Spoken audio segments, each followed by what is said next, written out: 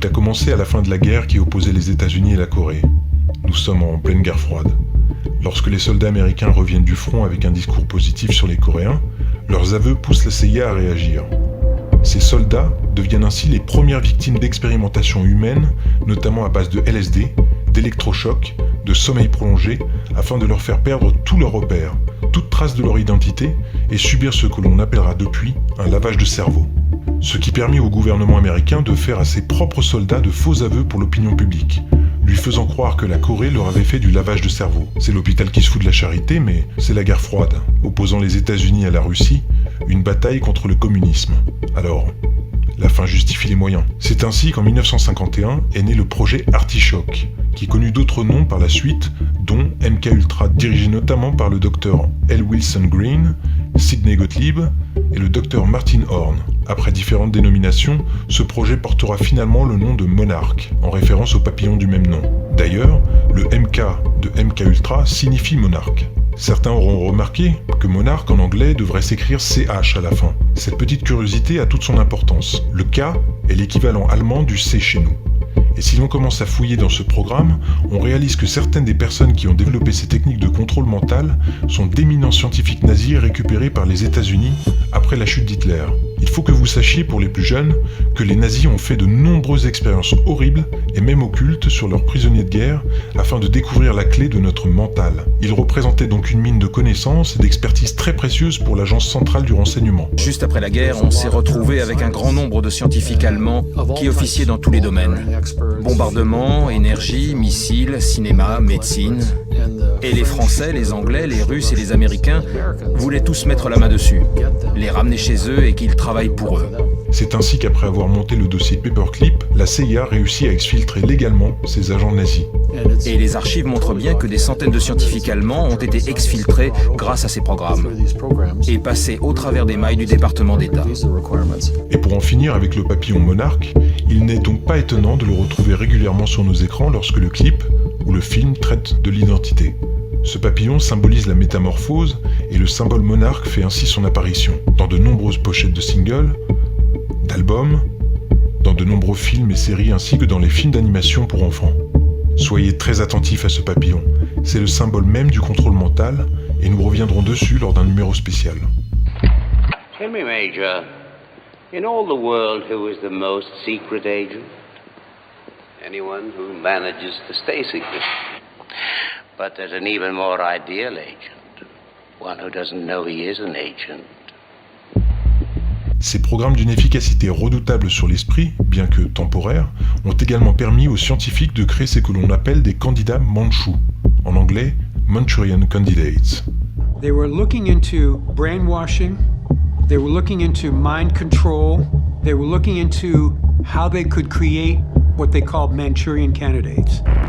They were trying to figure out if they could get people to go out and do things that they would ordinarily not do, like assassination. Des personnes que l'on place encore sous hypnose, toujours à base de substances diverses comme le LSD et d'électrochocs, afin de dissocier leur personnalité en plusieurs entités, chacune ayant une fonction bien précise et dans le cas des candidats mandchous, celle d'assassiner. Le candidat mandchou remplacera donc la personnalité d'origine pour remplir sa mission après l'évocation d'un mot, d'une phrase, d'un signal, et ce même par téléphone avec une facilité déconcertante. Good morning. Is this Murray Wills? Yep. The woods are lovely, dark and deep, but I have promises to keep and miles to go before I sleep.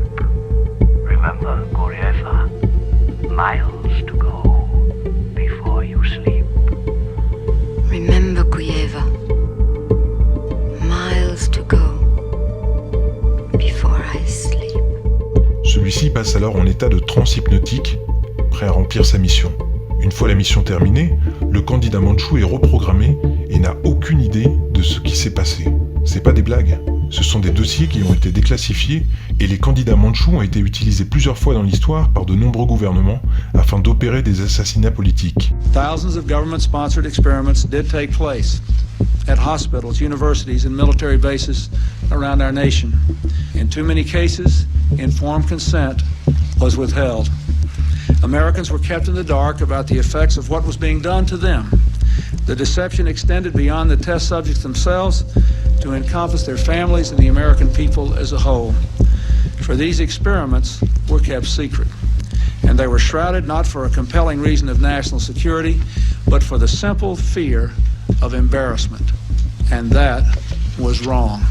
So today, on behalf of another generation of American leaders and another generation of American citizens, the United States of America offers a sincere apology to those of our citizens who were subjected to these experiments, to their families, and to their communities. À ce propos, je vous recommande vivement les films Un crime dans la tête et Un espion de trop, qui parlent précisément de ce type de programme. Pour rendre compte du sérieux de cette affaire, sachez que lorsque John Fitzgerald Kennedy apprit l'existence de ces sociétés secrètes opérant au sein même de son pays, il fit l'un de ses plus mémorables discours faisant pâlir les détracteurs de la théorie des Deep States, les États profonds en français. The very word secrecy is repugnant in a free and open society, and we are, as a people, inherently and historically opposed to secret societies, to secret oaths, and to secret proceedings.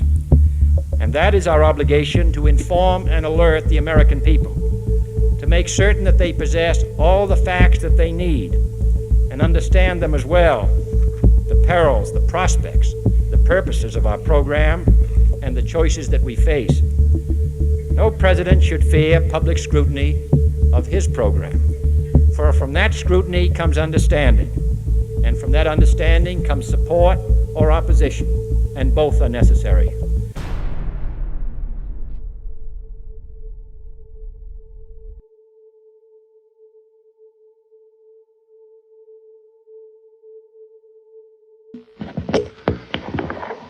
Good afternoon, ladies and gentlemen. You'll excuse the fact that I'm out of breath, but about 10 or 15 minutes ago, a tragic thing, from all indications at this point, has happened in the city of Dallas. Let me quote to you this.